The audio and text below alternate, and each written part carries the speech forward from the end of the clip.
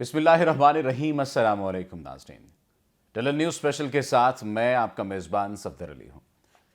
नाज़रीन, सऊदी अरब और चीन के दरमियान मिसाइल टेक्नोलॉजी के शोबे में जारी ताउन कोई नई बात नहीं है, और इस बारे में CNN की रिपोर्ट से भी ये बात जाहिर होती है कि अमेरिका के इंटेलिजेंस इदारे तकरीबन 3 साल पहले से दोनों ममालिक में जारी इस ताउन से मुतला हैं, और हत्ता कि इस बारे में इंटेलिजेंस रिपोर्ट्स साबिक अमेरिकी सदर डोनाल्ड ट्रंप तक भी पहुंची, लेकिन उन्होंने असलहे की तजारत को नुकसान पहुंचने के मुमकिन खतरे के पेश नज़र ये रिपोर्ट्स अमरीकी कांग्रेस में जाने से रोक दी थी। लेकिन अब यूं दिखाई देता है कि जो बाइडन की सरबराही में मौजूदा अमरीकी हुकूमत न सिर्फ इस मसले पर ज़्यादा संजीदगी से गौर कर रही है, बल्कि इस बारे में तशवीश भी है। लिहाजा सऊदी अरब और चीन में जारी इस ताउन को रोकने की राहें तलाश की जा रही हैं। सवाल ये पैदा होता है कि अमरीका बहादुर को क्या तकलीफ है। अमेरिका की जानिब से सऊदी अरब और चीन के दरमियान मिसाइल टेक्नोलॉजी के शोबे में जारी ताउन को ख़त्म करने के लिए अंजाम पाने वाली कोशिशें खित्ते में एक नया चैलेंज रूनुमा होने का बायस बनी हैं। आप अमेरिका और सऊदी अरब के ताल्लुक़ को भी जानते हैं, सऊदी अरब और चाइना के ताल्लुक़ को भी समझते हैं, और चाइना और अमेरिका के ताल्लुक़ को भी समझते हैं। ये अब सऊदी अरब का मिसाइल चैलेंज है जो सूरत हाल बनी हुई है। इसे सऊदी अरब का मिसाइल चैलेंज कहा जा रहा है, और इस चैलेंज का सबसे पहला नतीजा जिसने हर चीज़ से ज़्यादा अमेरिका को परेशान कर दिया है, वो सऊदी अरब में चीनी साख्ता मिसाइलों की पैदावार है। इससे पहले सऊदी अरब चीन से मिसाइल दरामद कर रहा था, लेकिन अब सऊदी अरब में ही चीनी मिसाइल तैयार होना शुरू हो गए हैं। ये बैलिस्टिक मिसाइल हैं जिनमें जौहरी हथियार ले जाने की काबिलियत रखने वाले मिसाइल भी शामिल हैं। मई 2014 में सैफ अब्दुल्ला नामी एक फौजी परेड मुनक्किद हुई, जिसके आखिर में चीन का जौहरी हथियार, जौहरी मिसाइल EDF-2 भी दिखाया गया था। इससे वाज़ेह हो गया था कि सऊदी अरब को चीन के जौहरी मिसाइलों तक भी रसाई हासिल है। यूं कहा जाए कि चीन रसाई हासिल कर चुका है सऊदी अरब के दिफाई निज़ाम तक, और ये रसाई उनके दिफा करने तक की रसाई है। अब यूं दिखाई देता है कि वाशिंगटन की परेशानी सऊदी अरब की जानिब से चीन से मिसाइल खरीद कर अपने मुल्क में ज़ख़ीरा करने के बारे में नहीं है, बल्कि वो एक हद तक अमेरिका की मर्ज़ी के मुताबिक भी है, क्योंकि उसकी नज़र में ये इक़दाम एक तरह से खित्ते में इस्लामी जमहूरिया ईरान की मिसाइल ताकत को बैलेंस करने का है। यहाँ पर मामला बड़ा दिलचस्प है। अमेरिका वैसे तो इजाज़त नहीं देता, लेकिन यहाँ पर अमेरिका ने इजाज़त इस वजह से दे दी कि शायद इस्लामी मुल्क ईरान से मुकाबला करना पड़ जाए। लेकिन अमेरिका को ज़्यादा परेशानी और तशवीश उस वक्त शुरू हुई जब उसे मालूम हुआ कि चीनी मिसाइल सऊदी अरब में तैयार किए जा रहे हैं, और ये इक़दाम अमेरिका की नज़र में बहुत ख़तरनाक है, और हत्ता के खित्ते में इसके मतलूबा ताकत के तवाज़ुन से भी मुताबिकत नहीं रखता। मतलूबा ताकत के तवाज़ुन से मुराद ये है कि वो ताकत का तवाज़ुन जो कि अमेरिका चाहता है। दर हकीकत अमेरिका ने हमेशा से खित्ते में इसराइल की फ़ौजी बर्तरी पर जोर दिया है और ख़ुद को इसका ज़ामिन करार दिया है। यानी अमेरिका चाहता है कि खित्ते में सिर्फ़ और सिर्फ इसराइल ही ताकतवर गिना जाना और समझा जाए, और अमेरिका खित्ते के अरब ममालिक को असलहा फ़रोख्त करते वक्त भी अपनी सियासत खारजा के इस अहम असूल को मद्देनज़र रखता है। यानी ऐसे उन्हें एम्पावर ना किया जाए, ऐसी चीज़ें ना फ्राहम की जाएँ जिससे जितने भी ममालिक हैं, इस्लामी ममालिक हैं या मशरिक़ वस्ता के ममालिक हैं, वो इसराइल से ज़्यादा ताकतवर हो जाएँ। और चीन की जानिब से बैलिस्टिक मिसाइलों जैसे कि स्ट्रेटेजिक असलहे की मार्केट में दाखिल होना अमेरिका की नज़र में खित्ते में ताकत का तवाज़ुन बिगड़ने का सबब करार पा सकता है, और इसका नतीजा खित्ते की बागडोर उसके हाथ से निकल जाने की सूरत में ज़ाहिर हो सकता है। ये नज़र भी आ रहा है। इसी वजह से अमेरिकी न्यूज़ चैनल से CNN पर सऊदी अरब के इलाके अद्दवादमी में मिसाइल तैयार किए जाने पर मबनी रिपोर्ट शाया होने के बाद बाइडन हुकूमत ने बड़ा अहम ऐलान किया है। अमेरिकी हुकाम ने यह ऐलान किया है कि वो तमाम ऐसी कंपनियों को सज़ा देंगे जिन्होंने चीन से मिसाइल टेक्नोलॉजी सऊदी अरब मुंतकिल होने में सहूलत फराहम की है। यानी चीन को कुछ नहीं कहा जाएगा, सऊदी अरब को भी कुछ नहीं कहा गया, लेकिन इस खबर को अमेरिका की जानिब से सऊदी अरब को वार्निंग करार दिया जा सकता है। ये वार्निंग इस वार्निंग तक की हद तक है जो अमेरिका ने मुत्तहिदा अरब अमारात को दी थी, और इसके नतीजे में इस खलीजी रियासत में ज़ेर तामीर चीनी फौजी अड्डा बंद कर दिया गया था। अभी देखना होगा कि सऊदी अरब को दी जाने वाली अमेरिकी वार्निंग का नतीजा भी वैसा ही निकलेगा, और सऊदी हुक्मरान भी अमेरिकी दबाव के तहत चीन के साथ मिसाइल टेक्नोलॉजी के शोबे में जारी ताउन रोक देंगे या नहीं।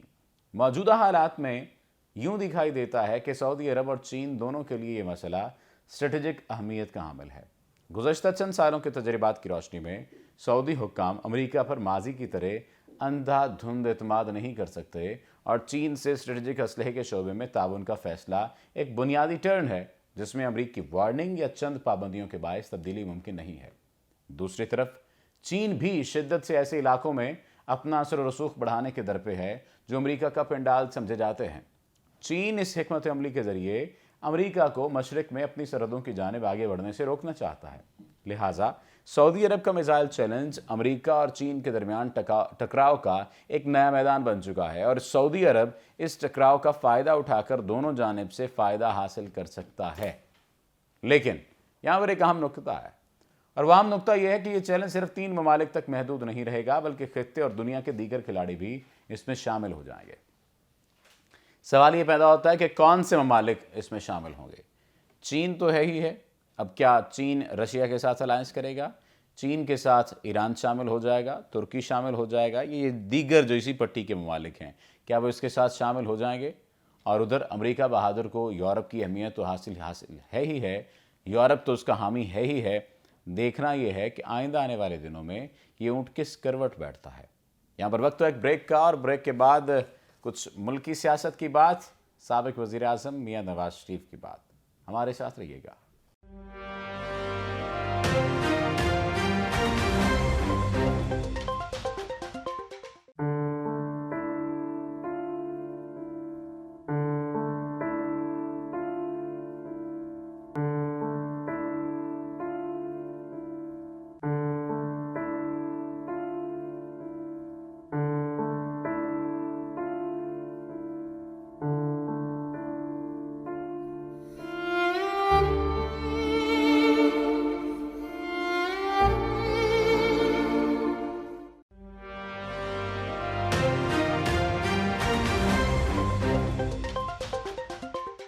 वेलकम बैक नाजरीन। चंद दिन कबल लाहौर के एक निजी होटल में साबिक वज़ीर आज़म मियां नवाज शरीफ ने एक तकरीब से ऑनलाइन खिताब किया और उसमें उन्होंने क्या अहम फ़िक्रा कहा और ये कैसे पाकिस्तान की मुस्तकबिल की सियासत पर असरअंदाज होगा, इस पर हम बाद में आएंगे। पहली बात जो नोट करने की है कि इस खिताब के दौरान ना तो इंटरनेट की स्पीड में कमी हुई और ना ही कोई और तकनीक की खराबी पैदा हुई।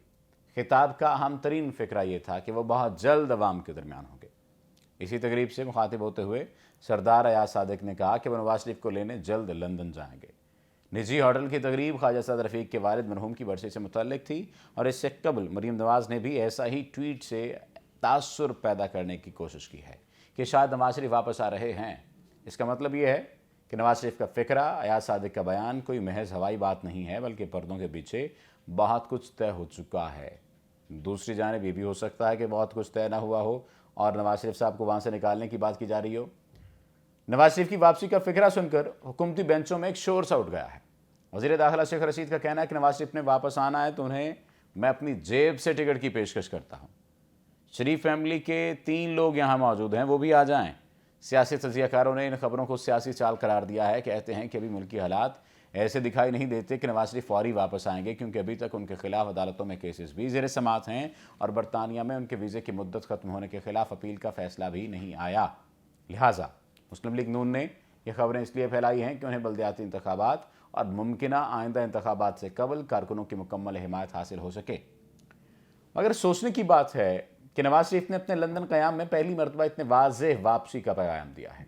इस फिक्रे ने मुस्लिम लीग नून की टॉप क़यादत से लेकर मिड लेवल की क़यादत तक में जोश भी पैदा किया है और नवाज शरीफ का जो कमिटेड कारकुन है वो भी इस ऐलान के बाद खुश है और पार्टी की जानिब उम्मीद भरी नज़रों से देख रहा है।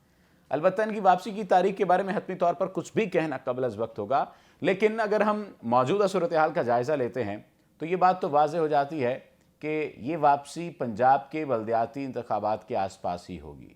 नवाज शरीफ की वापसी जब भी होगी ये पाकिस्तानी मीडिया के लिए एक बहुत बड़ा इवेंट साबित होगा और मुस्लिम लीग नून खुद भी वापसी को एक इवेंट बनाएगी। सवाल ये पैदा होता है कैसे और इसकी वजह क्या है। इसकी वजह यह है कि नून लीग की कोशिश होगी कि जब नवाज शरीफ जब भी पाकिस्तान वापस आए पार्टी एक तीर से 2 शिकार नहीं बल्कि कई शिकार कर सके। आने वाले दिनों में खैबर पख्तूनख्वा बल्दियाती इंतखाबात के फ़ेज़ 2 से बड़ा इवेंट पंजाब के बल्दियाती इंतखाबात हैं। यहाँ भी उस्मान बुज़दार की कारकर्दगी बद से भी ज़्यादा बदतरीन रही है اور یوں لگتا ہے کہ کارکردگی میں خیبر پختونخوا اور پنجاب کی سیاسی قیادت میں ایک مقابلہ رہا ہے، اور یہ کارکردگی پی ٹی آئی کے گلے میں بالکل ویسا ہی میڈل پہنا سکتی ہے جیسا کہ اس نے خیبر پختونخوا میں پہنایا ہے۔ اب عین ممکن ہے، کچھ لوگ تو یہ بات بھی کہہ رہے ہیں کہ عثمان بزدار کو اس لیے لایا گیا یہاں پر پنجاب کی سیاست میں عمران خان بدنام ہو جائے، عمران خان کی کارکردگی زیرو نظر آئے، اور اسی وجہ سے اسے اگلے الیکشن میں کوئی گھاس بھی نہیں ڈالے۔ ووٹ تو دور کی بات ہے۔ اور خیبر پختونخوا بلدیاتی انتخابات کے نتائج نون لیگ کے لیے بہت حوصلہ افزا ہیں، اور پنجاب میں ان کی بنیاد پر ان کی مقامی قیادت اور کارکن بہت چارج ہیں۔ خیبر پختونخوا کے نتائج یہاں پر ان کی الیکشن کمپین میں بھی معاون ثابت ہوں گے، اور اگر نون لیگ یہاں پر خیبر پختونخوا طرز حکومت کے نتائج حاصل کرنے میں کامیاب ہو جاتی ہے، یعنی جس طرح سے خیبر پختونخوا کو وہاں پر کامیابی ملی ہے، ناکامی ملی ہے، تو تحریک انصاف کا مکمل دھڑا تختہ ہو جائے گا، اور پھر اس کے بعد چاہے 10 سالہ پلان کا تعویذ بنا لیا جائے، کچھ فرق نہیں پڑتا۔ لہٰذا اس سب کے لیے نواز شریف کا پاکستان میں ہونا بہت ضروری ہے۔ اس نازک موقع پر اگر حکومت بم کو لات مارتے ہوئے نواز شریف کو جیل بھیجے گی تو اس کو ٹھیک ٹھاک نقصان ہوگا، اور نواز شریف کو ووٹ کی صورت میں زیادہ فائدہ ہوگا، جس کو مینیج کرنا مشکل ہو جائے گا۔ خیبر پختونخوا میں بلدیاتی انتخابات کسی نہ کسی وجہ سے ملتوی ہو سکتے ہیں، اور ایسی صورت میں پنجاب کے بلدیاتی انتخابات مزید اہمیت کے حامل ہو جائیں گے۔ نون لیگ ان انتخابات میں کامیابی کی صورت میں دیگر سٹیک ہولڈرز کے ساتھ بات چیت کی بہتر پوزیشن میں آ جائے گی، اور نواز شریف کی یہ الفاظ کہ آپ مجھے جلد اپنے درمیان دیکھیں گے، یہ ایک جانب کارکن اور مقامی قیادت کے لیے باعث حوصلہ ہیں، تو دوسری جانب دیگر عوامل سے جوڑ توڑ کرنے کے لیے بھی اہم ہیں۔ نون لیگ کو اس فکرے کی وجہ سے ایک محدود مدت کے لیے کمک مل چکی ہے، اور دوسری جانب حکومت کا خیال ہے کہ چونکہ معاشی طور پر پاکستان کی حالت انتہائی خراب ہے، تو ایسی صورت میں نون لیگ پاکستان کو لیڈ کرنے کا رسک نہیں لے گی۔ حکومت کا یہ بھی خیال ہے کہ آصف زرداری نے صرف بیان داغا ہے تاکہ اس کے کارکن اور لیڈرشپ میں حوصلہ رہے، ورنہ انہیں بھی معلوم ہے کہ ان کی 80% ٹیم اس وقت موجودہ حکومت کا حصہ ہے اور پاکستان کو اس مقام تک لانے میں اپنا حصہ رکھتی ہے۔ لہٰذا پیپلز پارٹی بھی اس وقت لیڈ کرنے کا رسک نہیں لے گی۔ ایسی صورت میں کوئی بھی ڈیل زیادہ دیر تک برقرار نہیں رہے گی، اور اپوزیشن صرف حکومت کو پریشرائز کر کے اپنے فوائد سمیٹے گی۔ اصل میں جنگ سے ساری متعلق جو پلاننگ ہے وہ پہلی گولی چلنے کی حد تک ہوتی ہے، اور جیسے ہی پہلی گولی فائر ہوتی ہے تو اس کے بعد صورتحال کو دیکھتے ہوئے پلاننگ بدلتی رہتی ہے۔ پاکستان کی سیاست میں بھی آنے والے دنوں میں ایسا ہی ہونے والا ہے، اور سیاسی صورتحال کس رخ جائے گی اس بات کا پتہ تب چلنا شروع ہوگا جب نواز شریف لندن سے پاکستان کا سفر شروع کرے گا۔ نواز شریف کے لیے واپسی کے حالات سازگار ہیں۔ مہنگائی، بے روزگاری اور معاشرتی بے چینی اس وقت عروج پر ہے۔ نون لیگ ڈیلز کرنے کی بھی ماہر ہے، اور حکومت کا جو بیانیہ ہے، حکومت وقت کا یہ بیانیہ کہ سب کرپٹ ہیں، بری طرح ناکام ہو چکا ہے۔ اب عوام بھی ہنس دیتے ہیں کہ اگر کرپٹ ہیں تو سزائیں کیوں نہیں ہوئیں؟